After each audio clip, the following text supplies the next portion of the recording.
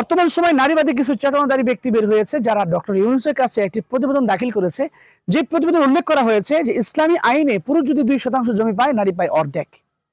এত করে তারা মনে করে নারীর অধিকার হরণ হচ্ছে। কিন্তু আমি আপনাদের জ্ঞাতাতে জানাতে চাই, বলুন একজন পুরুষ ব্যক্তি যদি 1% জমি নেয়, নারী পাবে 0.5%। আর একজন পুরুষ যদি 2% জমি পায়, নারী পাবে 1%। এবার আসেন, এই 2% দিয়ে পুরুষ কি করবে?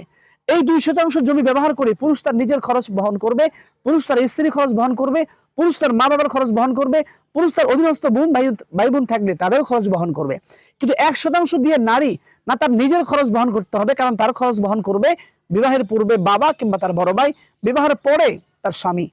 এই 1% দিয়ে নারী তার সন্তানের ভরণ পোষণ করবে না, এই 1% দিয়ে নারী তার মা বাবার ভরণ পোষণ করবে না। কাজেই আল্লাহ রাব্বুল আলামিন এই জন্য পুরুষকে দিয়েছেন 2%, নারীকে দিয়েছেন 1%। আর এই বিষয়টা নিয়ে সম্প্রতি ডক্টর ইউনূসের কাছে একটি প্রতিবেদন দাখিল করেছে, যেখানে বলা হয়েছে ইসলাম নারীদের অধিকারকে হরণ করেছে।